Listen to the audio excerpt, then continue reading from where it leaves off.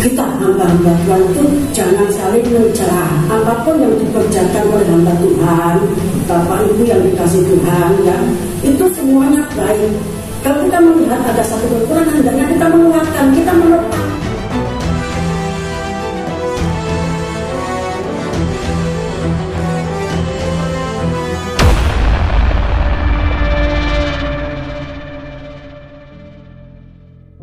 Dalam acara reuni ini akan menyampaikan ya hal-hal yang dulu sudah dipahami, mungkin sudah dilupakan oleh para alumni yang saya mengingatkan, dan tentunya ada penambahan ya.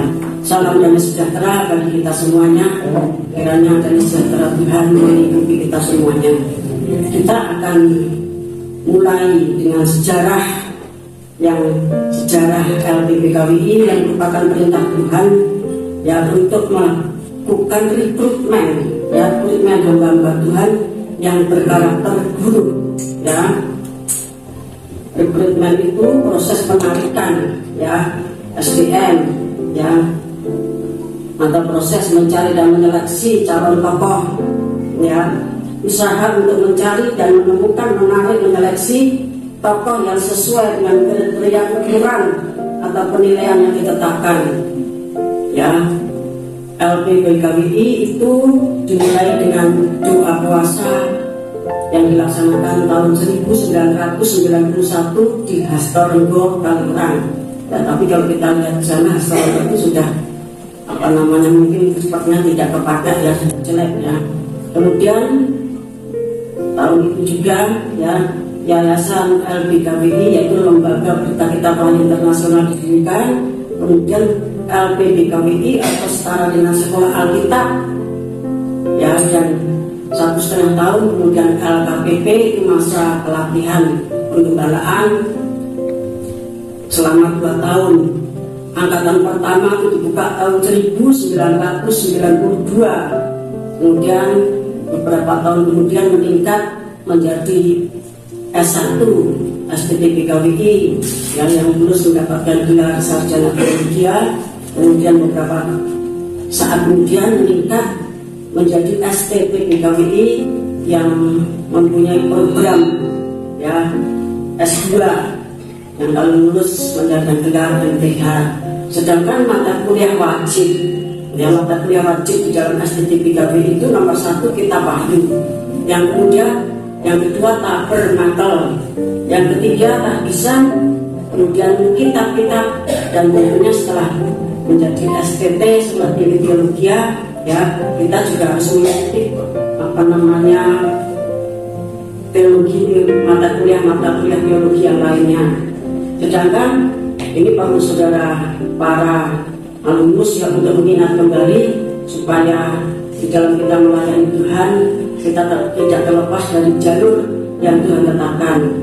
Visi dari Prodi Stratum 1 Teologi menjadi salah satu program studi teologi yang alkitabiah, mandiri, unggul di dalam pengajaran kitab Wahyu demi terwujudnya pembangunan tubuh Kristus yang esa. Sedangkan kalau misinya, ya misi itu selalu menyelenggarakan, kemudian mengadakan penelitian dan melaksanakan pengabdian kepada masyarakat. Tetap unggulannya adalah kitab Wahyu, tujuannya terbentuknya tubuh Kristus yang esa dan am.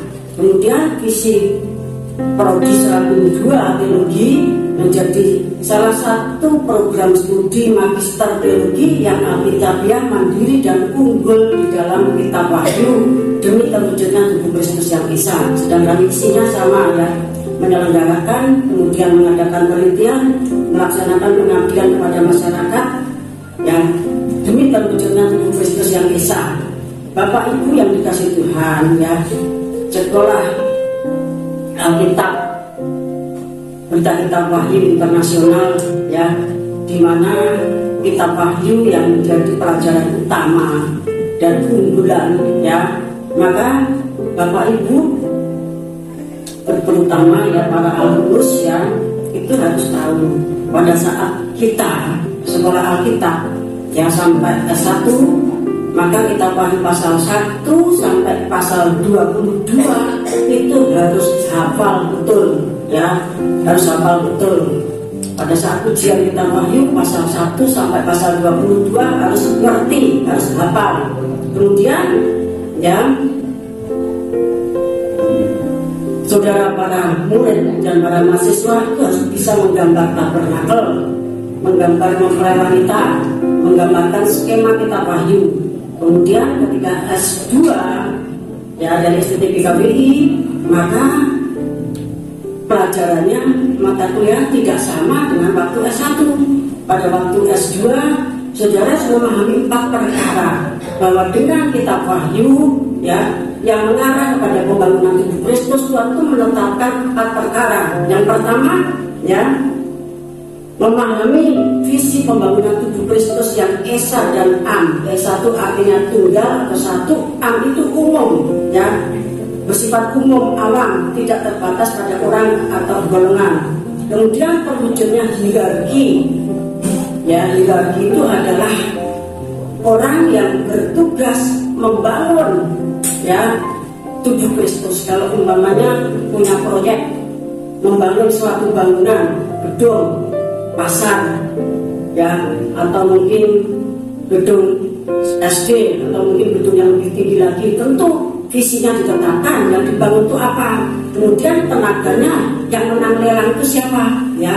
Hierarki itu harus dipahami. Kemudian setelah demikian, Bapak Ibu yang dikasih Tuhan, ketetapan masa.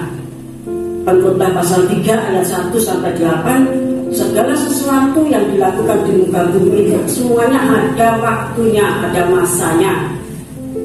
Dalam pekerjaan yang paling kecil sekalipun ya, orang menjadi tukang, itu ada masanya. Jam berapa dia harus bekerja, jam berapa harus istirahat, tanggal berapa dia dapat honor.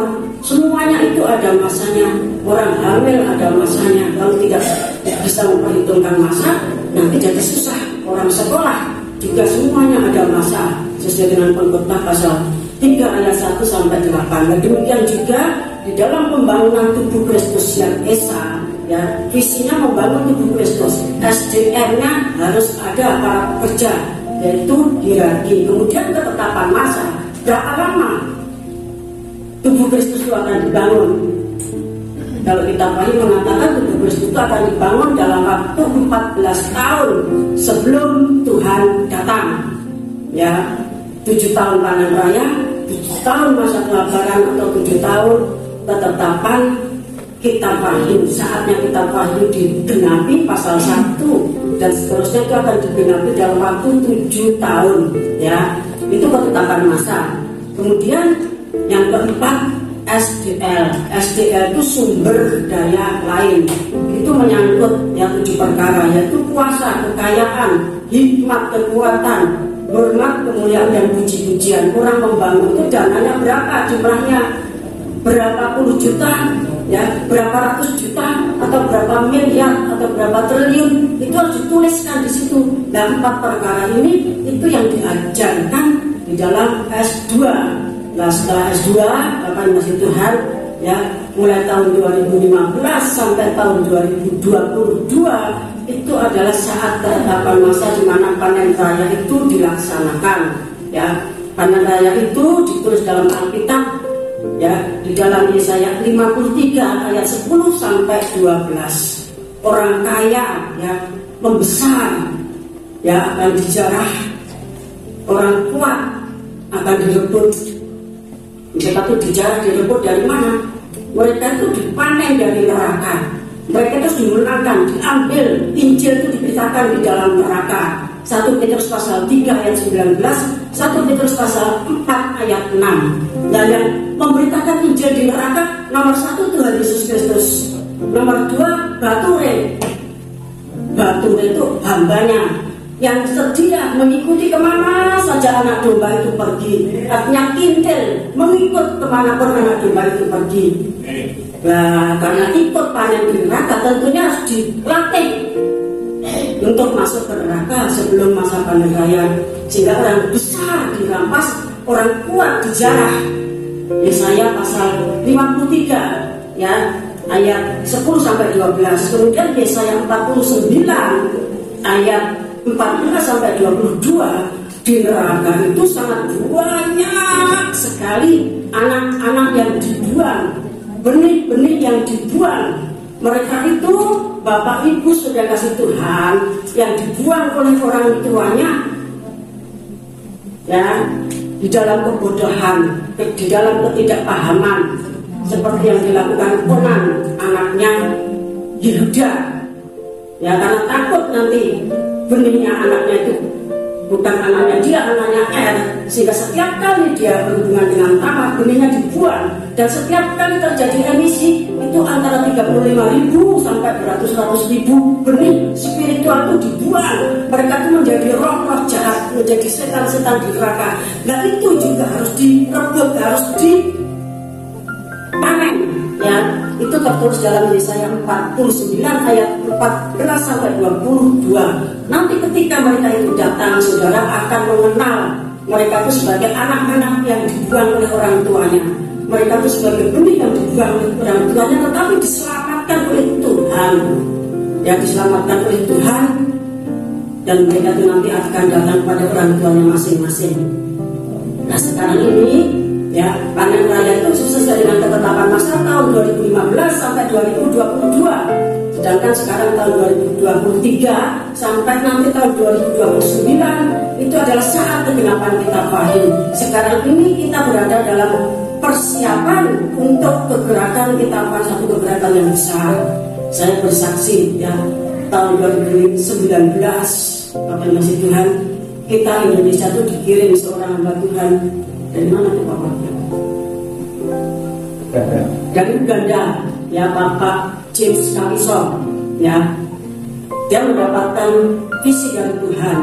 Dia itu melihat burung ya, tapi di Uganda sana tidak ada. Kemudian Tuhan mengatakan itu namanya burung Garuda.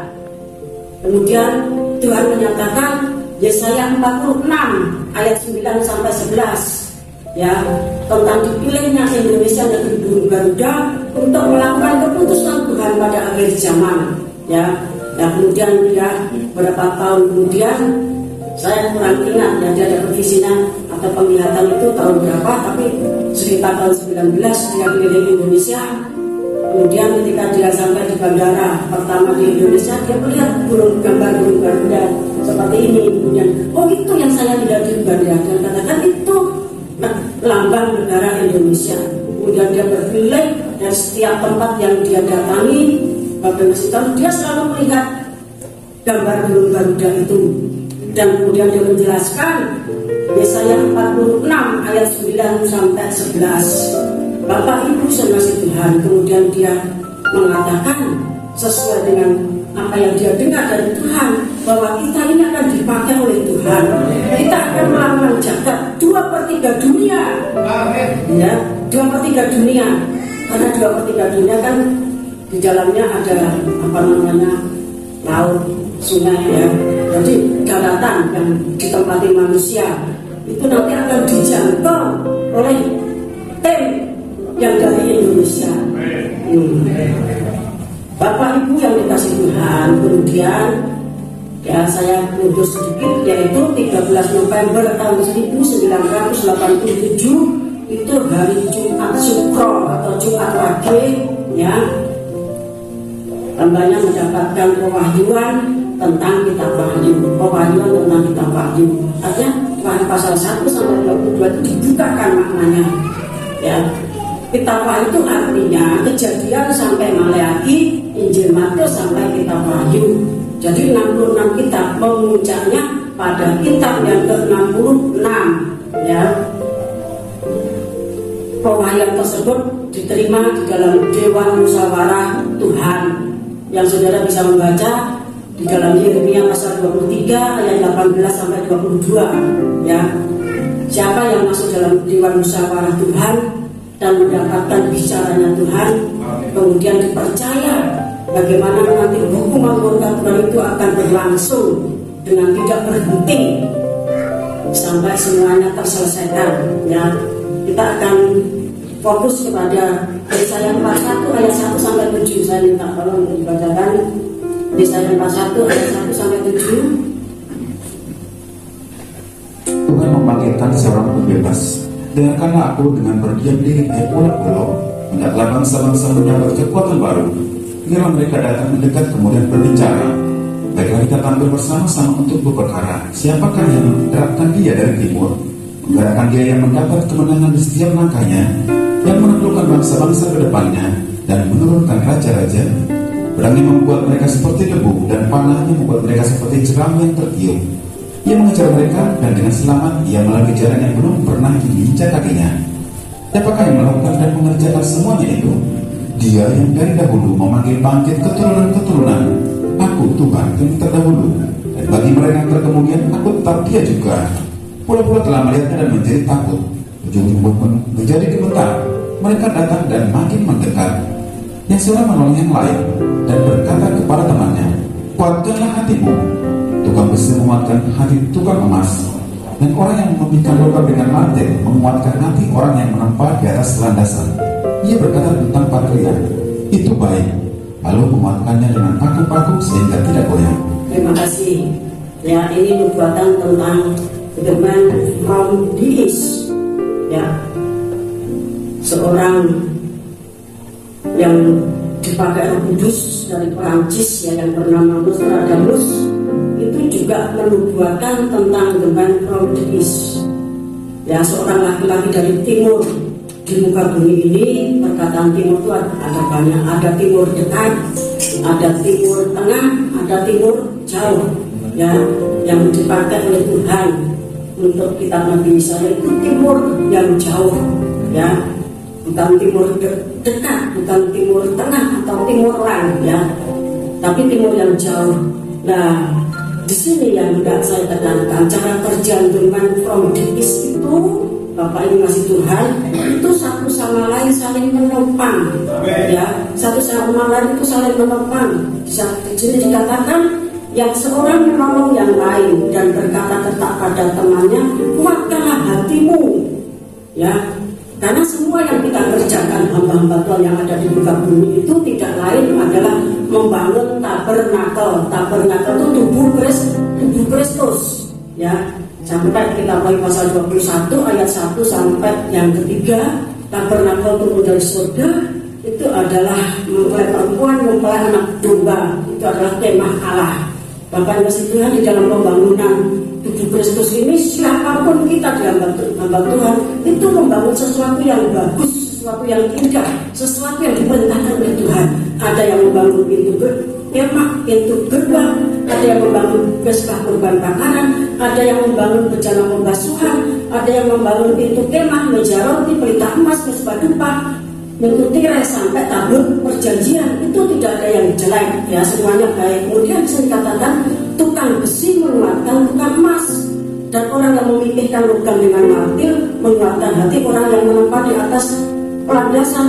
Ia berkata tentang pakaian itu baik, kemudian dia menguatkan dengan paku-paku. Artinya kita hamba-hamba Tuhan itu jangan saling mencela. Apapun yang dikerjakan oleh hamba Tuhan, Bapak Ibu yang dikasih Tuhan, ya, itu semuanya baik. Kalau kita melihat ada satu kekurangan, hendaknya kita menguatkan, kita menopang. Oh, ini apa namanya, membangunnya sudah baik, tapi materinya kurang. Ya, saudara membantu di dalam bidang materi, mempersembahkan lah, atau mungkin mendoakan. Jadi harusnya kita satu sama lain berkata itu baik. Kurang sedikit mungkin kita kurang membantu, kurang sedikit kita kurang berdoa, kurang sedikit kita kurang menopang. Nah, jadi tim dari timur itu harus bersatu dan tidak boleh menjelekkan. Tidak ada bejana pembasuhan itu elek, orang kanggo mas orang yang bercoba buah tak menakai. Nah, tidak boleh seperti itu. Aturan itu adalah aturan tadi dikatakan oleh ibu, ya, saya belum berkenalan, ibu sudah tadinya nanti berkenalan, ya. Ya, kesaksiannya bagus sekali, ya, dan memang dari banyak yang ibu saksikan tadi saya juga pernah mendengarkan, ya. Bapak Ibu saudara kasih Tuhan, jadi satu sama lain itu kita itu saling menopang, karena seperti membangun tubuh Kristus dari ujung rambut sampai telapak kaki, dari bagian hidup kita itu tidak ada yang jelek. Siapa saudara bisa katakan ya itu jelek. Itu justru kadang-kadang paling berguna, ya semuanya terlalu. Jadi kita harus berhenti dari saling mengejek, menjelekkan, apalagi menghakimi, karena penghakiman, penghukuman itu haknya Tuhan. Ya, kemudian kita akan baca ya di dalam Matius pasal 21 ayat 37 sampai 43. Akhirnya dia menyuruh anaknya kepada mereka, katanya, anakku akan mereka segari. Tapi ketika penggarap-penggarap itu melihat anaknya itu, mereka berkata seorang kepada yang lain, ia adalah ahli waris, mari kita bunuh dia, supaya warisannya menjadi milik kita. Mereka menangkapnya dan melemparkannya keluar kebun anggur itu, lalu membunuhnya. Maka apabila tuan kebun anggur itu datang, apakah yang akan dilakukan dengan penggarap-penggarap itu? Kata mereka kepadanya, ia akan membinasakan orang-orang jahat itu, dan kebun anggurnya akan disewakannya kepada penggarap-penggarap lain yang akan menyerahkan hasilnya kepadanya pada waktunya. Kata Yesus kepada mereka, belum pernahkah kamu baca dalam kitab suci, batu yang dibuang oleh tukang-tukang bangunan telah menjadi batu penjuru. Hal itu terjadi dari Tuhan supaya suatu perbuatan ajaib di mata kita. Suatu aku berkata kepadamu, kerajaan Allah akan diambil daripadamu dan akan diberikan kepada suatu bangsa yang akan menghasilkan buah kerajaan itu. Ya, jadi Israel itu adalah kebun anggurnya Tuhan. Ya, kitab Nabi Yesaya mengatakan demikian. Namun demikian, Israel sebagai penggarap kebun anggur itu tidak tepat. Ketika waktunya panen, Tuhan mengutus hamba-hambanya, ada yang dilempar batu kemudian dibunuh. Dan ketika anaknya itu datang sebagai pemilik atau pewaris, justru dibunuh, dibuang dari pintu gerbang, yaitu Tuhan Yesus Kristus, Bapak Ibu Tuhan. Kemudian Tuhan berkata, ini harus dilakukan seperti apa terhadap penggarap yang seperti ini. Mereka kemudian memberikan pendapat, ya. Dikatakan tadi, kata Yesus kepada mereka, belum pernah kamu baca ya, kata mereka kepadanya ayat 41. Kata mereka kepadanya, berarti itu katanya audien kepadanya, kata orang yang mendengarkan firman Tuhan kepada Tuhan Yesus, ia akan membinasakan orang-orang jahat itu dan kebun anggurnya akan disewakan kepada penggarap yang lain. Nah, kemudian ayat 43, sebab itu aku berkata kepadamu bahwa kerajaan Allah akan diambil padamu itu artinya dari Israel, dan akan diberikan kepada suatu bangsa yang akan menghasilkan buah kerajaan. Kepada suatu bangsa, Bapak Ibu yang dikasih Tuhan, ya, kepada suatu bangsa, bukan banyak bangsa, kepada satu bangsa yang akan menghasilkan buah kerajaan. Itu merupakan ungkapan ucap kata Tuhan yang menggunakan Yesaya 46 ayat 9 sampai 11. Seorang lelaki yang dipanggil Tuhan dari negeri burung Garuda, yang dia akan melaksanakan segala keputusan Tuhan yang sejak zaman purbakala sudah dinyatakan, sudah ada syaratnya, sudah ada contohnya, sudah ada patronnya, tetapi akan disempurnakan pada akhir zaman. Itulah 7 tahun kelaparan dan 7 tahun ya panen raya yang mendahulunya. Itulah saat 14 tahun sebelum kiamat. Itu Tuhan berurusan dengan umat manusia. Terjadi kelimpahan firman. Dan akhirnya 7 tahun masa kegenapan kitab Wahyu. Nah, itu dipercayakan kepada suatu bangsa yang akan menghasilkan buah kerajaan. Kebun anggur, ya, itu sama dengan kerajaan surga, ya. Tadinya pembicaraan tentang kebun anggur, tapi akhirnya berbicara tentang kerajaan surga. Bapak Ibu yang dikasih Tuhan, ya, sebagai ya Indonesia sebagai bangsa yang dipercaya menggarap kebun anggur, itu artinya apa? Yang pertama, Indonesia itu nanti akan dipercaya ya pelayanan pendampingan penyucian 2 tahun, Wahyu pasal 1 sampai Wahyu pasal 5. Kemudian Indonesia dipercaya melaksanakan atau memimpin kegerakan kuda putih, ya, Wahyu pasal 6. Kemudian ya Indonesia dipercaya pembangunan tubuh Kristus. Ya, Indonesia, para hamba-hamba Tuhan dari seluruh Indonesia itu nanti akan memimpin ya pembangunan tubuh Kristus. Bapak Ibu yang dikasih Tuhan, kemudian Indonesia juga dipercaya peluncuran Mesaku. Mesaku itu 7 meterai, 7 sangkakala, dan 7 kokor murka Allah. Itu Wahyu pasal 6 sampai Wahyu pasal 16 ya. Kemudian Indonesia itu juga dipercaya nanti Bapak Ibu Tuhan ikut serta memberi aba-aba di dalam perang dunia ketiga atau perang nuklir ya. Kemudian Wahyu pasal 17-18 Indonesia juga akan memimpin penghukuman atas Babel. Para guru itu nanti akan mengumumkan penghukuman atas Babel, dan malaikat Garuda, malaikat Sang Surya, satu kepinginan itu nanti akan menggambarkan Babel itu seperti batu yang dilemparkan ke laut. Bapak Ibu Tuhan ya, pasal 18. Kemudian akan memimpin perjamuan malam kawin anak domba seperti tuan rumahnya. Kemudian ya juga memimpin perang Harmagedon, karena perang Harmagedon itu kan pokok yang pernah ya Bapak Ibu Tuhan. Kemudian Indonesia juga akan memimpin penangkapan antikris dan nabi palsu, Wahyu pasal 19 ayat 2. Kemudian penangkapan ular tua atau Lucifer atau naga yang merah padam. Itu nanti akan dilakukan oleh Huragi dan semua tim yang tergabung dalam timnya burung Garuda dari Indonesia. Jadi itu tugas yang diberikan kepada Indonesia sebagai pengelola penggarap baru dari kebun anggur. Oleh sebab itu, sebagai petani kebun anggur, tidak-tidaknya kita harus paham perangguran, bukan pengangguran. Segala seluk-beluk tentang anggur itu kita harus paham. Ya, kita ini bagaimanapun juga kita ini anak cucunya Nabi Nuh, petani anggur, betul nggak? Ya, tahu memang tadinya Adam Hawa, kemudian Bah tinggal Nuh dan anaknya, dan 4 perempuan 8 orang. Nuh itu menjadi petani anggur. Kejadian 9 ayat 20. Kemudian saking suaminya panen ya, repot-repot bikin anggur baik itu, kemudian mabuk. Kan belum ada yang nguruki ya, belum ada yang ngajarin, mabuk, sehingga terjadi kasus besar pada waktu itu. Nah, bagaimanapun kita ini cucunya, anak cucunya yang petani kebun anggur, Bapak Ibu Tuhan.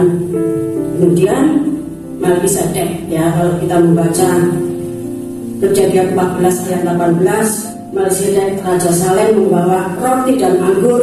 Ia seorang imam Allah yang maha tinggi. Dia adalah Raja Salem. Ini adalah Sem ya, Sem Ham Yafet ya. Sem itu pada waktu itu menjadi imam ya, menjadi imam yang mendatangi cucunya, tidak tahu beliau keberapa, itu Abraham, setelah dia mengalahkan ya Kedorlaomer dan sebagainya. Bapak Ibu yang Tuhan, kemudian kita membaca ya, ini ayat-ayat yang sangat terkenal. Mari kita baca di Yohanes pasal 2 ayat 4-10. Kata Yesus kepadanya, mau apakah engkau daripada aku saatku belum tiba? Hari itu Yesus berkata kepada pelayan-pelayan, apa yang dikatakan kepadamu, buatlah itu. Di situ ada 6 tempayan yang disediakan untuk pembasuhan menurut adat orang Yahudi. Masing-masing isinya 2-3 buyung. Yesus berkata kepada pelayan-pelayan itu, isilah tempayan-tempayan itu penuh dengan air. Dan mereka pun mengisinya sampai penuh. Lalu kata Yesus kepada mereka, sekarang cedoklah dan bawalah kepada pemimpin pesta. Lalu mereka pun membawanya. Setelah pemimpin pesta itu mengecap air yang telah menjadi anggur itu, dan ia tidak tahu dari mana datangnya, pelayan-pelayan yang mencuri air itu mengetahuinya. Ia memanggil mempelai laki-laki dan berkata kepadanya, setiap orang menghindarkan anggur yang baik dahulu, dan sesudah orang puas minum barulah yang kurang baik. Akan tetapi engkau menyimpan anggur yang baik sampai sekarang.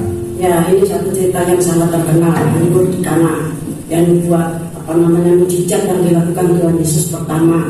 Ya, ketika orang yang punya hajat tersebut kehabisan anggur, Ibu Maria mengusulkan, tetapi kemudian dikatakan saat itu belum tiba. Tapi Ibu Maria mempersiapkan segala sesuatunya, yang dia mendapatkan 6 tempayan. Satu tempayan itu isinya 120 liter. Kalau 6 tempayan itu berarti 720 liter anggur dipakai pesta, ya, kawin di Kana. Bapak kasih Tuhan.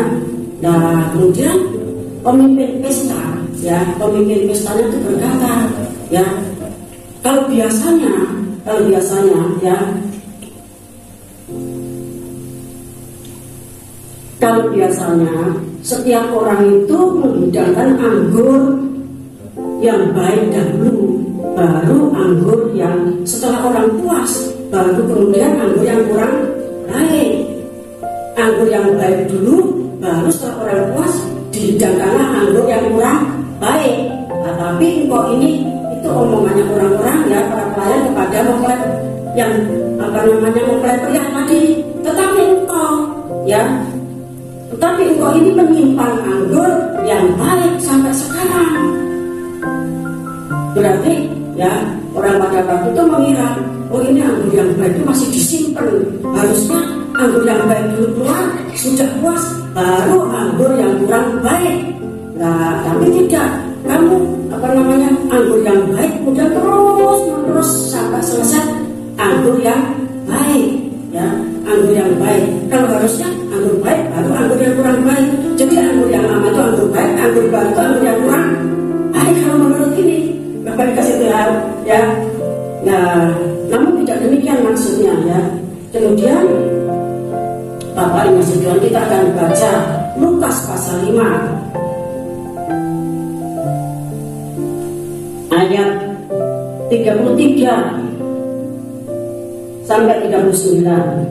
Hal berpuasa, orang-orang pada situ berkata pula kepada Yesus, murid-murid Yohanes sering berpuasa dan sembahyang, demikian juga murid-murid orang Farisi. Tapi murid-muridmu makan dan minum.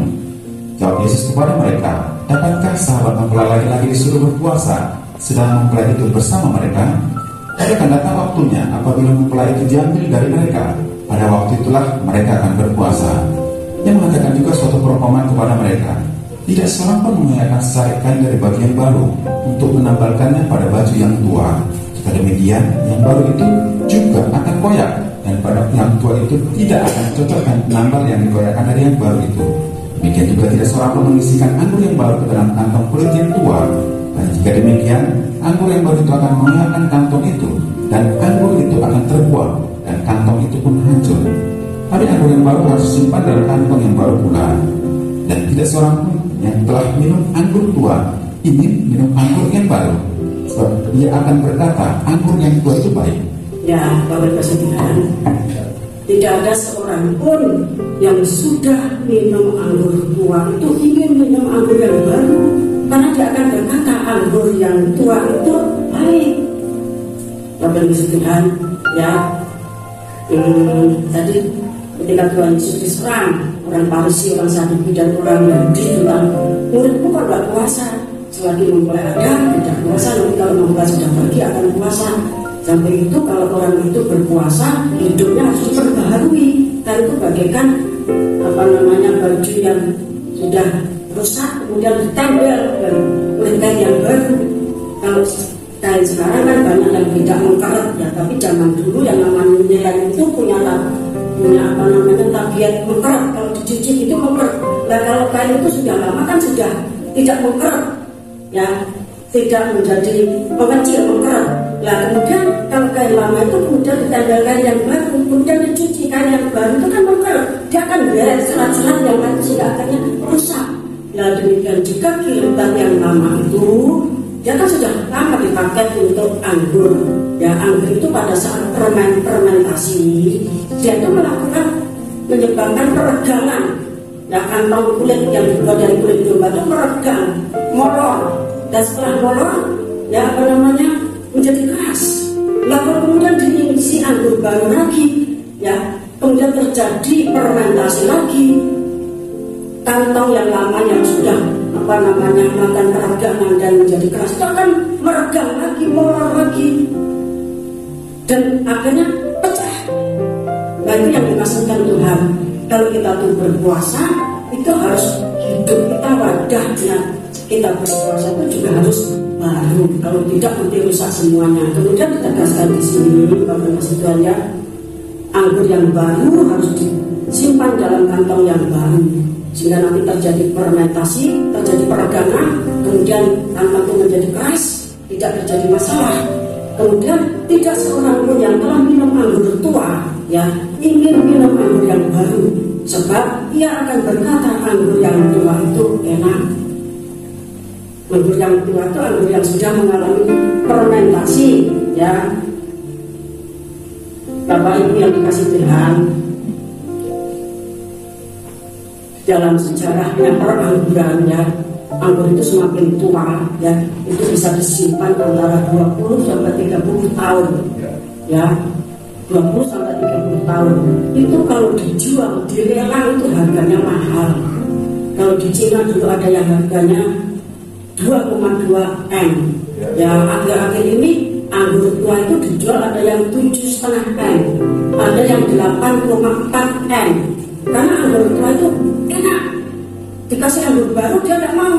Bapak dikasih Tuhan yang sudah mengalami fermentasi dan sudah diimbu, caranya orang Jawa itu ya, lama banget itu semakin hari semakin enak. Itulah sebabnya kalau kita lihat di TV itu orang minum anggur itu seroknya gede tapi mau disisiki, contohnya larang. Ya, Bapak dikasih Tuhan ya.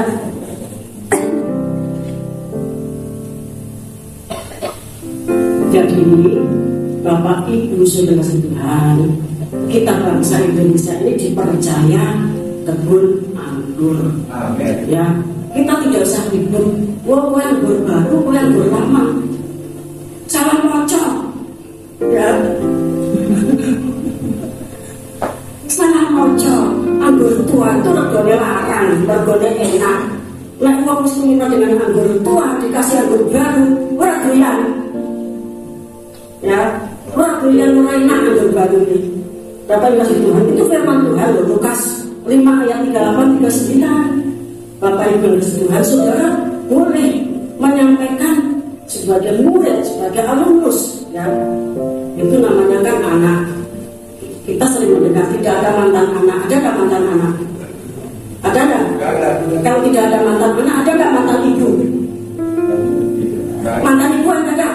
Bukan harusnya ada nggak? Mantan ibu kan kaitannya dengan anak. Mantan ibu ada nggak? Mantan bapak ada nggak? Tidak ada. Surat Tesalonika itu mengatakan seorang gembala itu seperti ibu, seperti bapak. Nah, sebab itu saya sampaikan kepada semua alumnus alumni dalam ini, saudara itu apapun saya ini simboknya ya, saya ini biung yang siang malam berdoa untuk kalian, dan saya bukan mantan ibu, bukan mantan bapak, saya tetap ibu, kamu bukan mantan anak ya, tidak ada mantan anak ya, tidak ada mantan ibu. Tadi bapak siapa tuh yang berduka dan yang ada Pak? Dan Bapak Ibu kasih Tuhan. Jadi sebagai penggarap kebun anggur, kita mau buat apapun bisa. Anggur baru kalau nggak dipetik, anggur baru ya toh, grass, seger. Tapi nek diimbu suwe banget ya, sampai 20-30 tahun nanti sak botol itu harganya miliaran. Karena orang bukan cuma minum anggurnya, tetapi historinya ya, dan masa ini cuma satu gelas harganya 10 miliar, sehingga satu berapa mili itu harganya ya ratusan juta Bapak. Dan yang di gudang itu tidak sembarangan ya Bapak Ibu Tuhan. Jadi seperti itu, anggur itu punya tabiat seperti itu Bapak Ibu yang dikasih Tuhan ya. Menjelang Tuhan Yesus menyerahkan nyawanya, dia diberi anggur asam. Anggur asam itu apa?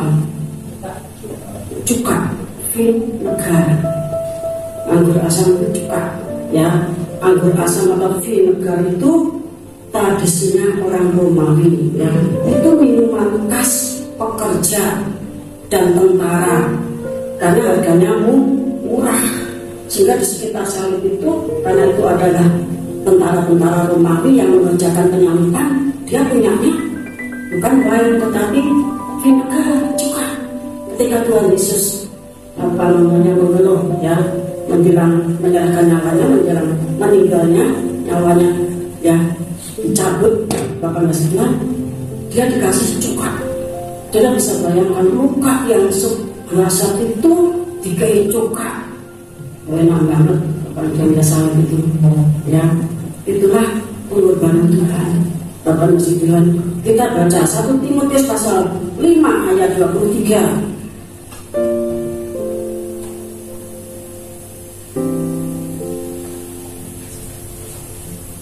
Jangan lagi minum anggur saja, melainkan tambahkanlah anggur sedikit, walaupun pencernaan terganggu dan tubuhmu sering lemah. Nah ini suara yang terkena tabisan. Ya, janganlah lagi minum air saja. Timotius itu baru sampai memilih anak muda yang begitu taatnya sama firman Tuhan. Hari-harinya tuh orang tahu mobil teh atau mobil. Sekarang kan modelnya kopi sama roti, ya loh. Nah, dia tuh cuma minum air saja. Sehingga dinasihati oleh Rasul Paulus, jangan minum air saja, melainkan tambahkanlah anggur sedikit. Bapak yang kasih Tuhan, berhubung pencernaanmu terganggu dan tubuhmu sering lemah. Orang kalau cuma minum air putih saja saat jengkel itu tidak bagus. Ya, ya, dikatakan untuk tubuhmu pencernaanmu tidak bagus. Air putih memang paling bagus, tapi yang kebablasan ngombe air putih tok. Bapak itu kan, dan maka katakan itu tidak bagus. Apalagi Timotius itu kan di Israel sana dekat-dekat Eropa, ya tahu, sering kadu penuh, ya tahu, sering kadu dan sering kedinginan. Nah sebab itu tambahkanlah anggur sedikit. Kadang-kadang minum sesuatu yang membuat badan itu lebih apa Pak? Kalau minum anggur itu rasanya apa? Ya, kalau kita kan minumnya anggur perjamuan sedikit itu sudah campur-campuran macam-macam ya. Tapi kalau anggur yang murni itu ya alkoholnya itu diproses sampai menjadi 12-15% itu Pak. Ya ada alkoholnya ada kalau fermentasi 12-15% ya. Cap tikus Ya. Kalau di mana ada cap tikus? Nah, berapa persen Pak? Itu tinggi sekali itu. 15%? Di atas. Oh di atasnya, tapi salah. Tidak sesuai kitab itu. Ya.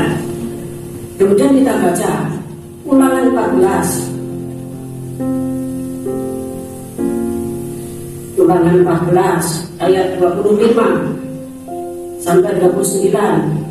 Maka haruslah engkau menguangkannya dan membawa itu dalam bungkusan dan pergi ke tempat yang akan diberi Tuhan Allahmu. Nah ini ceritanya ya, orang Israel itu ini diucapkan ketika mereka itu belum masuk Kanaan, tapi masih dalam perjalanan 40 tahun.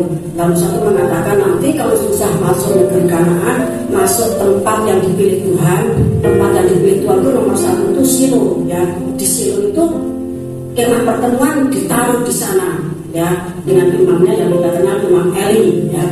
Nah, Bapak kasih Tuhan, maka 3 tahun sekali mereka itu membawa persembahan. Mereka itu mengangkut segala macam persembahannya.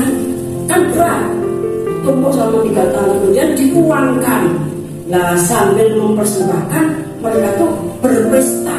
Bukan pesta uang persembahan, bukan ya. Bukan pesta di perpuluhan bintangke berpesta orang, bukan. Tetapi mempersembahkan ke Silo, kemudian mereka juga berpesta. Nah apa yang dilakukan? Dan haruslah engkau mengerjakan uang itu untuk segala yang disukai hatimu, untuk lembu sapi atau kambing domba, untuk anggur atau minuman yang memabukkan. Nah, anggur atau minuman yang memabukkan. Bapak dan Tuhan, Alkitab itu kan banyak hal tersembunyi, ya, banyak hal-hal yang tersembunyi yang kalau kita tidak baca membuatkan banyak apa? Pertengkaran, ya. Atau minuman yang memabukkan. Terus Apa yang diingini hatimu, dan haruslah engkau makan di sana di hadapan Tuhan Allahmu dan bersukaria engkau dan seisi rumahmu. Juga orang Lewi yang diam di dalam tempatmu janganlah kau abaikan, sebab ia tidak mendapat bagian dari pusaka bersama-sama engkau. Pada akhir 3 tahun engkau harus mengeluarkan segala persembahan persepuluhan dan hasil tanahmu dalam tahun itu dan menaruhnya di dalam kotamu. Maka orang Lewi, karena ia tidak mendapat bagian milik pusaka bersama-sama engkau, dan orang asing, anak yatim dan janda yang di dalam tempatmu akan datang makan dan menjadi kenyang, supaya Tuhan Allahmu memberkati engkau di dalam segala usaha yang dikerjakan tanganmu. Ya, ketika saya mendapatkan petunjuk tentang ayat ini, kemudian saya tanyakan berkali-kali, apa memang itu betul demikian? Ya, memang betul demikian. Jadi ketika orang Israel itu berpesta 3 tahun sekali, mereka itu disuruh bersenang-senang. Ini perintah ini dikeluarkan waktu masih dalam perjalanan. Berarti kan mereka memberikan apa? Memberikan semangat ya untuk menyelesaikan perjalanan 40 tahun di padang gurun tadi. Nah betul ketika mereka itu sampai di Silo, di mana kemah pertemuan itu pertama ditempatkan, mereka itu mengumpulkan persepuluhannya. Ya, kemudian mereka datang ke Silo, kemudian membuat pesta, ya, membeli. Tadi dikatakan lembu sapi, kambing domba, kemudian anggur, kemudian minum minuman yang memabukkan. Bapak Ibu sekalian, minuman yang memabukkan, yang kadarnya 12-15%. Bapak Ibu saudara sekalian, ini perintah Tuhan, ini Alkitab. Oh berarti mulai berpesta kan? Terkandung merah yang mabuk-mabukan ya. Bukan begitu juga, bukan masih terharu. Kemudian kita baca Imamat 10 ayat 8-11. Melarang tentang minuman keras bagi imam yang menyelenggarakan kebaktian. Tuhan berfirman kepada Harun, janganlah engkau minum anggur dan janganlah engkau minum anggur atau minuman keras, engkau serta anak-anakmu, bila kamu masuk ke dalam kemah pertemuan, supaya jangan kau mati. Itulah suatu ketetapan untuk selamanya bagi kamu turun-temurun. Nah, Harun dan anak-anaknya adalah orang yang sakti, apalagi kalau mau pelayanan, ya, mau pelayanan, bukan berarti pelayanan itu bukan juga, ya, orang Nasar atau orang Nasir, ya, itu seumur-umurnya tidak boleh minum anggur atau minuman yang memabukkan. Nah, kita tinggal di mana? Kita ini awam atau imam, ya, artinya hamba Tuhan, atau orang yang dinasarkan, orang Nasir seperti Simpson itu, bahkan Nasir Tuhan, itu tidak boleh minum anggur dan minuman keras. Kemudian kita baca 1 Timotius pasal 3 ayat 8.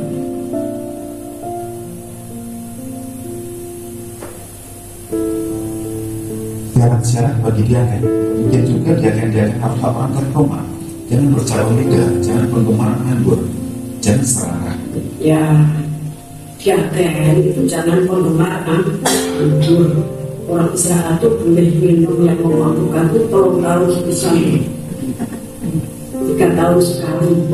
Bapak Ibu sekalian, ya pada saat mereka itu pesta persepuluhan, imam-imam yang menyelenggarakan ibadah tidak boleh minum anggur.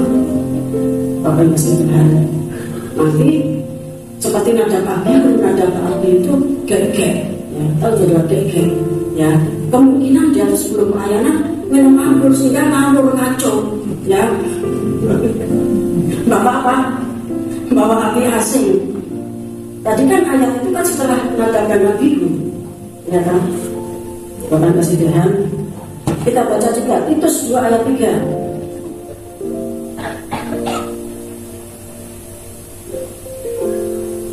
Mungkin juga perempuan-perempuan yang tua, hendaklah mereka hidup sebagai orang-orang beribadah, jangan memfitnah, jangan menjadi hamba anggur, tetapi cakap mengajarkan hal-hal yang baik. Terima kasih. Diaken maupun perempuan-perempuan yang tua, yaitu tidak boleh menjadi hamba anggur, tidak boleh suka akan anggur. Ya mungkin kalau kita saudara yang sedang berpikir yang lupa, kan ya mungkin seperti Timotius itu minum anggur sedikit supaya badannya hangat, ya, atau mungkin Bapak Ibu sekalian kalau kita sudah dihisapkan menjadi Israel asli, Bapak Ibu sekalian ada bangsa Babel yang dihisapkan menjadi Israel asli. Itu karena apa? Karena saking banyaknya penderitaan pikul salib setiap hari. ya penghormatannya terhadap perjamuan suci, sehingga terjadi konversi di dalam badannya itu disahkan menjadi Israel asli. Ada ayatnya yang berbeda Tuhan.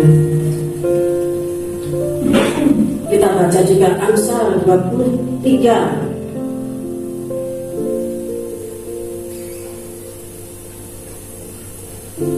ayat 20 sampai 21. Jangan engkau ada di antara peminum anggur dan pelahap daging, karena si peminum dan si pelahap menjadi miskin, dan takut membuat orang berpakaian compang-camping. Nah, ini sang hikmah itu menasihatkan demikian. Kemudian ayat 29 sampai 35. Siapa membadut, siapa mengeluh, siapa bertengkar, siapa berkeluh kesah, siapa mendapat cedera tanpa sebab, siapa merah matanya, yakni mereka yang duduk dengan anggur sampai jauh malam, mereka yang datang mengejar anggur campuran. Jangan melihat kepada anggur kalau merah menarik warnanya dan mengilau dalam cawan yang mengalir masuk dengan nikmat, tetapi kemudian memakut seperti ular dan menyempurkan bisa seperti belumbang. Lalu matamu akan melihat hal-hal yang aneh dan hatimu mengucapkan kata-kata yang kacau. Engkau seperti orang di tengah ombak laut, seperti orang di atas tiang kapal. Kau akan berkata, orang memukul aku, tetapi aku tidak merasa sakit. Orang membunuh aku, tetapi tidak kurasa. Bilakah aku siuman, aku akan mencari anggur lagi. Ya, orang yang mampu itu seperti ini. Ya apa-apanya kalau orang terus apa namanya selesai maksudnya ada kering-kering. Kita akan baca Amsal 31 ayat 6 sampai 7. Berikanlah minuman keras itu kepada orang yang akan binasa, dan anggur itu kepada yang susah hati. Biarlah ia minum dan melupakan kemiskinannya, dan tidak lagi mengingat kesusahannya. Ya, berikanlah minuman keras itu kepada orang yang akan binasa, ya. Dan anggur itu kepada orang yang susah hati.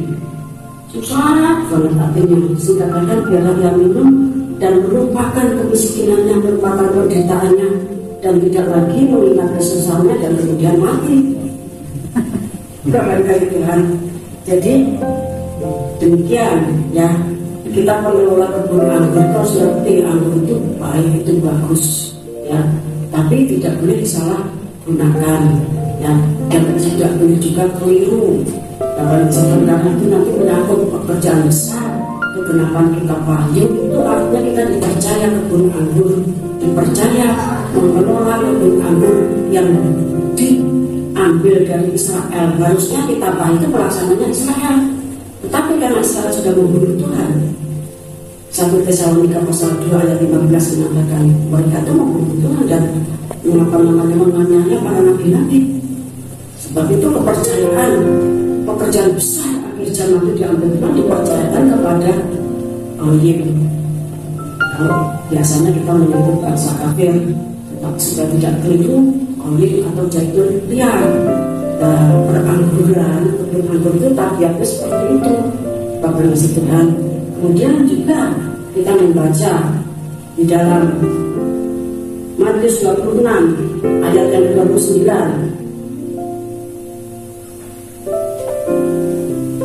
Tetapi aku berkata kepadamu, mulai dari sekarang aku tidak akan minum lagi hasil pokok anggur ini sampai pada hari aku meminumnya, yaitu yang baru, bersama-sama dengan kamu dalam kerajaan Bapakku.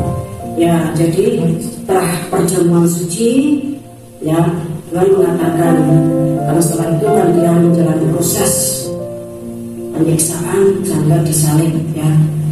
Mulai dari sekarang aku tidak akan minum lagi dari pokok anggur ini sampai pada hari aku meminumnya, yaitu yang baru bersama-sama dengan kamu dalam kerajaan Bapakku. Jadi anggur yang senyata-nyata asli baru itu nanti ada di dalam kerajaan surga pada saat kita makan minum perjamuan suci di dalam kerajaan surga. Bapak Ibu yang dikasih Tuhan, di kerajaan surga itu ada perjamuan suci. Anggurnya itu harus anggur merah, ya. Tuhan Yesus itu favoritnya buahnya itu buah anggur. Kalau itu kan menuju kepada darah Tuhan, ya, darah Tuhan menuju pada darah Tuhan. Terus itu ada kebun anggur dibuat menjadi wine, ya, untuk perjamuan suci. Para pengubahnya itu para malaikat, yang malaikat sunnah maupun malaikat sidang kemungkinan. Dan itu di dalam dikasih Tuhan dari pelajaran tentang kepercayaan kebun anggur ini, kiranya mengingatkan kita semuanya para alumni, ya, untuk tetap giat di dalam visi misi yang sudah ditaruh oleh Tuhan di LTPKWI maupun SDTPKWI, sekalipun cerai, ya, kampus saudara dibuat dari bambu, ya, atapnya bukan atap yang bagus, atapnya atap apa? Bukan ilalang tapi ilalang. Atapnya apa? Daun tebu, Bapak Ibu Tuhan. Sebab itu lagu tadi dilakukan anak kecil, rumah kita, ya, rumah kita itu ya seperti itu, saudara. Mundur ke belakang lihat, ya, LPKWI, SDTPKWI, disitulah saudara itu lahir menjadi hamba-hamba Tuhan dengan visi kita wahyu pembangunan tubuh Kristus. Namanya tubuh dari ujung rambut sampai telapak kaki itu milik kita. Kita ini mempelai perempuannya Tuhan, miliknya Tuhan. Tidak ada yang dicipta Tuhan atas tubuh manusia itu jelek, sejelek-jelek apanya dari tubuh kita. Itu sangat berguna dan paling penting, Bapak yang masih Tuhan, ya, itu sangat berguna dan paling penting.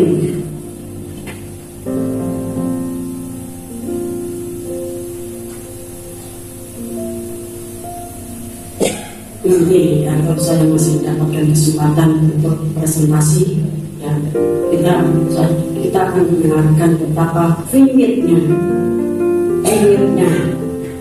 visi yang Tuhan letakkan kepada kita dalam pembangunan tubuh Kristus melalui kitab Wahyu. Vivid itu artinya suci, ya, suci dan terhormat. Vivid tersembunyi, Bapak kasih Tuhan. Kiranya firman Tuhan tidak akan saya sami panjang lebarkan, tetapi mengingatkan kita semua, kita hamba Tuhan. Kita jangan saling menjelekkan, jangan saling menghakimi, seperti tadi sudah disampaikan oleh ibu yang bersaksi, yang diberitahu oleh Bopo Yahweh, ya. Kalau saya menyebut, ya, bahasa Jawa aja, Bopo Yahweh, ya, tentang bagaimana pekerjaan iblis dan bagaimana iblis itu menusuk di dalam pekerjaan hamba-hamba Tuhan. Sebab itu kita jangan menghakimi, jangan menjelekkan, karena kita ini semua ciptaan Tuhan. Tuhan pernah memberitahu saya, kita tidak boleh menjelekkan tubuh manusia, apapun bentuknya itu diciptakan Tuhan. Namanya manusia dengan orang tuanya itu juga tidak boleh dipakai permainan. Bapak Ibu masih Tuhan, itu semuanya sudah ditulis dalam kitab Hayat, sudah ditulis dalam kitab kehidupan. Kalau saudara menjelek-jelekan, kan berarti saudara harus dirubah atau gimana? Kan sama dengan saudara, kita ini merusak pekerjaan Tuhan. Tidak boleh membuli siapapun. Mungkin sudah memandang orang itu kok begini. Bapak Ibu sekalian, itu semuanya ciptaan Tuhan. Karena kita dilahirkan di bumi yang sudah berdosa, ya seperti inilah. Tapi nanti kalau kita kembali ke dalam kesempurnaan, Bapak Ibu saudara Tuhan, saudara, kita semua akan memiliki tubuh yang diubahkan, tubuh kebangkitan yang penuh dengan kemuliaan. Ya, Bopo Adam Hawa itu begitu tinggi, ganteng, tampan, cantik, molek, benar Tuhan. Nah, saudara nanti kembali kepada ciptaan yang sempurna. Tapi kita masing-masing tetap mengenal Bapak Ibu Tuhan. Nanti betapa tampannya, betapa gantengnya Pak Gion. Tapi saya tetap ingat, oh kayak Pak Gion 100 lagi. Tidak, kita tetap ingat Mas Tuhan, yang dengan model-model yang jegrek seperti itu. Oh, kita hafal. Bapak Ibu Tuhan, kita semuanya nanti satu sama lain itu mengenal, dan tempat itu Ibu sudah sebulan kalau saudara mendapatkan hikmah makrifat dan mendapatkan kemurahan untuk dibawa ke dalam dewan musyawarah Tuhan di sana, sudah tentu akan mendapatkan sekalipun waktu pulang semuanya di dalam supaya tidak sombong. Ya, tetapi Tuhan kadang-kadang menyisakan sedikit. Saudara pikir mimpi, ya padahal sudah kita ini dibawa ke dalam dewan musyawarah Tuhan atau mungkin dibawa ke sana, ya. Tapi dibikin lupa supaya tidak tinggi hati. Seperti Rasul Paulus itu toh, 2 Korintus pasal 12 itu 14 tahun yang lalu dia itu dibawa ke Kirdos tingkat yang ketiga. Dia itu mendengarkan segala hal yang tidak boleh diucapkan oleh manusia, tapi di surga itu banyak sekali rahasia. Bagaimana sebuah tidak boleh diucapkan manusia. Dan begitu dia turun, dia itu dikocok iblis. Tujuannya apa? Supaya tidak sombong. Ya, kan orang itu ada kecenderungan kalau kita diajar itu ya, ada kecenderungan menjadi seperti kebun hijau. Lo tahu pelajaran kebun hijau? Ya, kebun hijau itu dia dipinjami keris, tapi dia lampunya ini enggak keris itu paling apik. Lalu kemudian diambil kerisnya dipakai iblis siapa? Tunggulan betul. Padahal orang banyak sudah tahu keris itu yang bawa si kebun hijau. Pengistilah. Dan demikian juga kita ini harus terus merendahkan diri seperti kata ibu tadi. Ya, harus merendahkan diri dan jangan menjelekkan sesama, jangan menghakimi sesama. Apapun yang dilakukan sesama itu baik. Saudara, kalau kita adalah menumpang, memaku, meneguhkan, tidak cuma diteguhkan dengan kata-kata. Kalau ini bukan korban, kan begitu orang itu. Nanti korban terus, sekarang pendeta itu sudah baca Alkitab Kejadian sampai wah itu sudah berulang kali, apalagi waktu di LPDKV tidak pernah dibaca.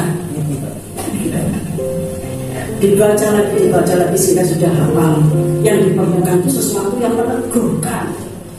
Bapak Ibu sudah sebenarnya kiranya presentasi saya ini menjadi berkat untuk kita semuanya dan terutama tentunya untuk para alumnus itu tunggal, kalau alumni itu jamak.